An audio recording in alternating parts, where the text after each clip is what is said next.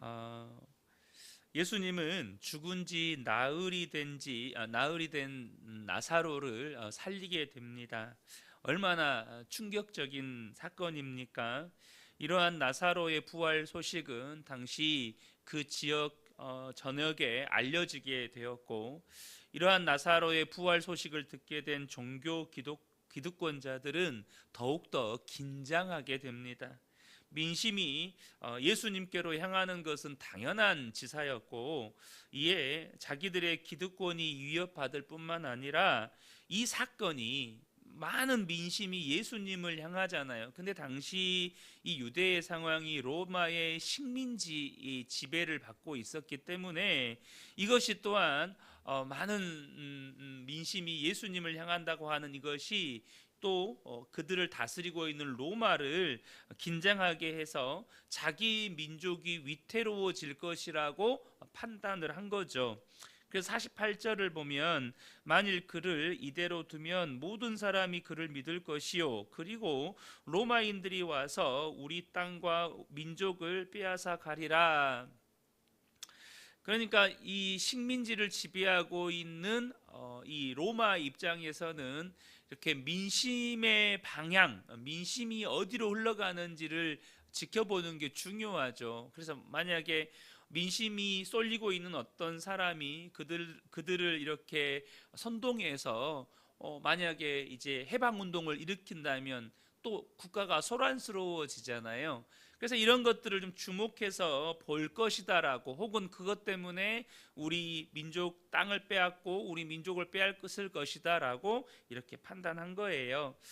이 소식을 그대로 이 바리새인들이 사내들인 공회에 알려서 그동안의 예수님 체포에 대해서 사내들인 이 공회는 정치 기구입니다. 이 유대 땅 안에 있는 정치적 사안에 대해서 결정하는 의결 기구였어요. 그러나 이들은 로마의 권력에 기대어 살던 사람들이었습니다. 그러니까 친로마적인 이런 결정을 내리는 거죠. 그리고 오늘 본문에 나오는 이 대제사장 가야바 역시 친로마 성향의 종교 지도자였습니다. 그래서 이 소식을 사내들인 공회에다가 알리니까 그동안 예수님 체포에 대해서 이렇게 미온적이던 그들이 이제 사내들인 공회를 열어서 본격적으로 이제 움직이기 시작하는 거예요. 로마 권력에 기대어 살던 이 지도자들은 예수님이 그들의 기득권을 위협한다고 느꼈고, 이제는 예수님을 죽일 명분이 필요했습니다. 그냥 죽이면 예수님을 따르는 수많은 사람들이 이에 반발을 일으키니까 명분이 필요했어요. 그러던 차에 이 종교 지도자들의 발언, 이대로 두면 로마가 와서 우리 땅도 빼앗고 우리 민족을 빼앗을 것이다 라고 하는 이 발언은 단지 예수님을 죽일 명분이 필요했기 때문에 바로 과장되고 궁색한 명분이었다는 것이죠. 지금 그들의 관심사는요, 하나님이 지금 무슨 일을 하고 계시는지, 하나님의 뜻이 무엇인지, 하나님이 그들에게 무엇을 원하시는지가 아니었습니다. 그들은 분명히 누구보다도 하나님을 잘 섬긴다고 하는 사람들이에요. 그런데도 그들은 거기에는 관심이 없고 로마와 백성들의 반발을 사지 않으면서 성공적으로 자신들의 기득권을 지키는 것에만 관심을 두고 있었다는 거예요. 분명히 그들은 예수님이 행하신 일을 봤어요. 당장 그들이 이 사달이 난 거, 사달이라고 표현을 해야 될까요? 사내들인 공회에 모여서 예수님을 어떻게 처리할 것인가라는 이 안건을 놓고 회의를 연 것도 어떤 소식을 들었기 때문입니까? 예수님이 죽은 지 나흘이나 된 나사로를 살렸다는 소식을 들었기 때문입니다. 그런데 그렇게 예수님이 행하신 일을 보면서도 하나님이 하시는 일을 보지도 못했고, 하나님의 뜻이 무엇인지도 몰랐고, 하나님이 그들에게 무엇을 원하시는지에도 관심이 없었어요. 그들은 그것이 로마의 속박보다 더 큰 죄의 속박에서 더 큰 자유를 주는 일이라는 사실도 깨닫지를 못했어요. 얼마나 안타깝습니까? 고린도 후서 4장 4절을 보면 그 중에 이 세상의 신이 믿지 아니하는 자들의 마음을 혼미하게 하여 그리스도의 영광의 복음의 광채가 비치지 못하게 함이니 그리스도는 하나님의 형상이니라. 지금 무슨 일이 있는 겁니까? 이 세상 신이 그들의 마음, 믿지 않는, 주님을 믿지 않는 마음을 혼미하게 만들어서 지금 예수 그리스도를 통해서 복음의 광채가 유대 땅 가운데 있는 영혼들에게 비치고 있는데 그들 가운데 비치지 못하게 했다는 거예요. 뭐 때문에요? 이 세상 신이 그들의 눈을 가리고 그들의 마음을 혼미하게 만들어서요. 그런데 여러분, 하나님은 지금도 살아 계십니다. 지금도 우리 가운데 계시고 우리의 삶에 하나님의 뜻을 이루시기 위해서 당신의 일을 하고 계십니다. 그리고 이것을 우리에게 깨닫게 하시고 그 하나님이 하시는 일에 우리를 동참케 하시려고 성령을 보내주셨고 또한 성경을 통해서 우리에게 말씀하고 계시다는 거예요. 그러나 안타깝게도 너무나도 많은 성도들이 이것을 알지를 못해요. 예수를 믿으면, 진짜 예수를 믿으면 우리 안에 성령을 주신다고 약속하셨고 또한 성령께서 하나님의 말씀을 깨닫게 해주신다고 말씀해 주셨습니다. 그러면 여러분, 지금 하나님이 우리 가운데 무슨 일을 하고 계십니까? 우리 가운데 우리 성도님들의 개개인의 삶에, 그리고 우리 성도님들의 가정의 일터에 하나님의 뜻을 이루시고 우리의 삶 가운데 놀라운 하나님의 계획을 실현시키기 위해서, 거기에 우리를 동참시키기 위해서 주님은 우리 가운데 말씀하고 계시다는 거예요. 또 여전히 역사하고 일하고 계시다는 거예요. 그런데 분명히 육체의 눈으로는 봅니다. 봐요. 지금 분명히 하나님이 뭔가를 하셨어요. 아내를 통해서도 뭔가를 하실 수 있고 남편을 통해서도 뭔가를 하실 수 있고 자녀들을 통해서 혹은 내가 오늘 겪었던 어떤 사건을 통해서 혹은 그들의 입술을 통해서 하나님이 우리에게 말씀하실 수 있어요. 당장 이 새벽에 저는 이 성경을 통해서 하나님이 저와 여러분에게 말씀하고 계시다고 저는 믿습니다. 저는 그렇게 믿어요. 그러나 안타까운 건 뭐냐면 많은 성도들이 봐요, 많은 성도들이 들어요. 그러나 깨닫지를 못해요. 하나님이 내게 뭘 말씀하시는지를 깨닫지 못하고 하나님이 내 삶 가운데 지금 무슨 일을 하고 계시는지를 깨닫지를 못해요. 보지 못하고 깨닫지를 못하니 어때요? 내 육신이 이끄는 대로만 사는 거예요. 지금 극단적인 예일 수 있지만 종교 기득권자들의 관심사는 뭐예요? 로마와 이 민심에 반하지 않으면서 로마 눈치도 보고 백성들 눈치도 보면서 그들을 잘 달래가면서 어떻게 하면 나의 기득권을 유지할 수 있을까? 어떻게 하면 내가 지금의 내가 누리고 있었던 권력과 부와 영광을 계속 누리면서 살 수 있을까? 여기에만 그들의 관심이 있었다는 거예요. 사랑하는 성도 여러분, 이 종교 지도자들의 모습이 그들만의 모습이 아니라는 것을 아셔야 합니다. 지금 여러분에게 기득권을 지키기 위해서 안달나있다 이걸 말씀드리려고 하는 게 아니에요. 보아도 보지 못하고 들어도 듣지 못하는 그 영적인 맹인 상태, 영적인 암흑 상태가 어쩌면 이 시대를 살아가는 수많은 성도들의 영적인 현 실태일 수 있다는 거예요. 주님 분명히 말씀하셔요. 이 시간에도 저와 여러분에게 말씀하셔요. 근데 안 들려요. 안 믿어져요. 주님 우리 삶 가운데 일하고 계십니다. 근데 안 보여요. 그리고 나는 여전히 그냥 지금 내 현 상황에서 무엇을 먹을까, 무엇을 마실까, 무엇을 입을까, 여기에만 그런 관심을 가지고 사는 거죠. 사랑하는 성도 여러분, 저는 우리 성도님들의 삶에 하나님의 뜻이 이루어지게 되시기를 예수님의 이름으로 축복합니다. 하나님 일하고 계십니다. 하나님 말씀하십니다.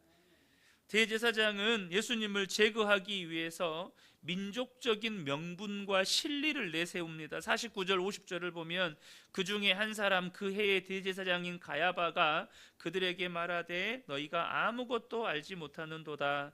한 사람이 백성을 위하여 죽어서 온 민족이 망하지 않게 되는 것이 너희에게 유익한 줄을 생각하지 아니하는도다. 여러분, 이 말씀을 많은 분들이 오해하실 수 있어요. 뭐 어떤 오해냐면 하나님께서 이 T9절 때문에 그러는데요.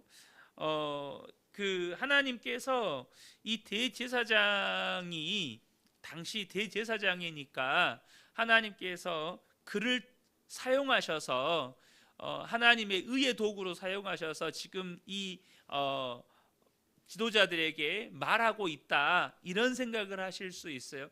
그게 아닙니다. 지금 여러분 가야바는 아까도 말씀드렸지만 친로마 성향의 사람이라고 말씀을 드렸죠.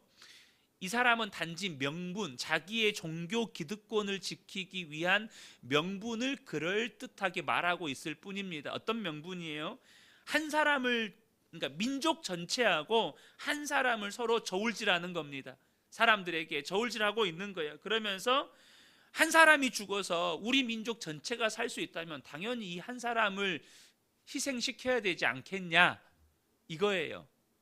지금 로마가 이 한 사람 때문에 우리 민족 다 잡아 죽이게 생겼고 이 유대 우리 땅을 다 뺏어가게 생겼는데, 지금 이 한 사람이 죽으면 우리 민족도 살고 우리 땅도 지키고 얼마나 좋냐. 그러니까 이 한 사람을 죽이는 것이 옳다, 이 이야기를 하고 있을 뿐이에요.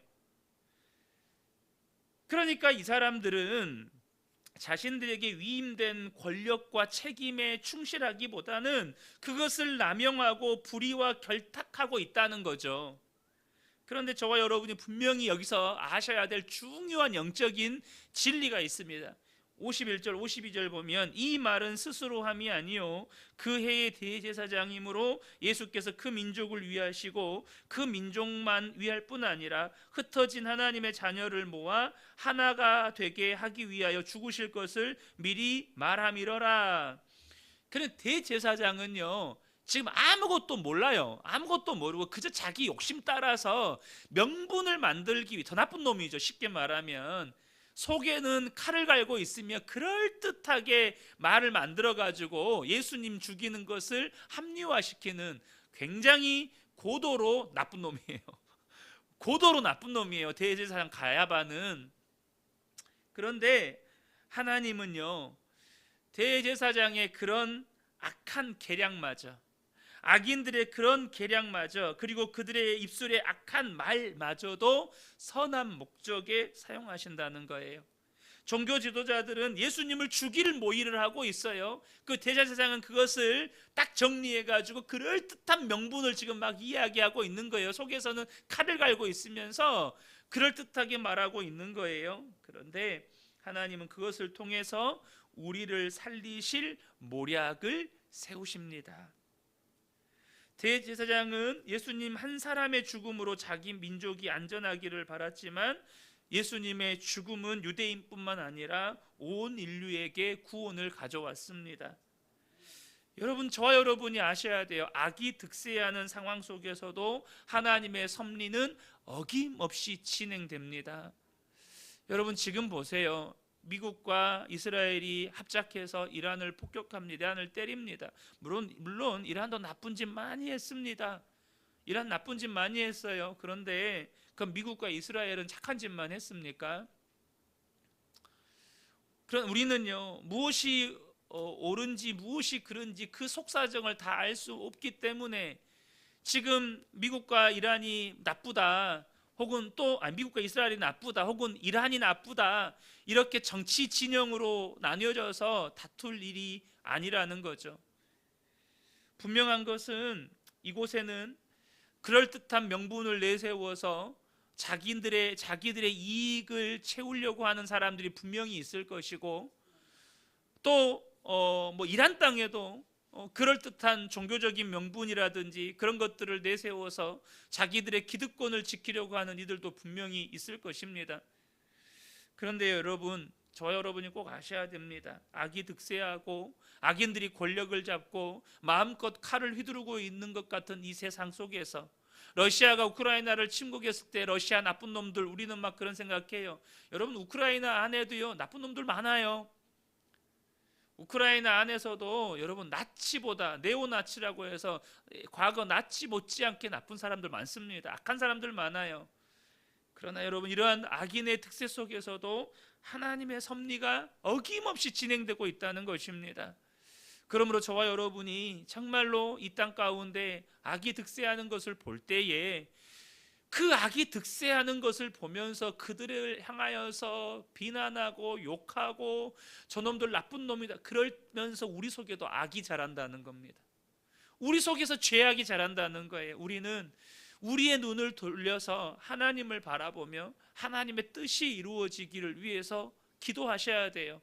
그때마다 우리에게 말씀하시는 하나님의 말씀에 귀 기울이고 그 말씀에 순종하고 이 땅 가운데 버려진 자들, 연약한 자들, 소외된 자들, 고통 가운데 있는 자들을 위해서 기도하고 그들을 위해서 도움의 손길을 내밀 수 있고 그런 공동체, 그런 교회로 세워져 가야 한다는 것입니다.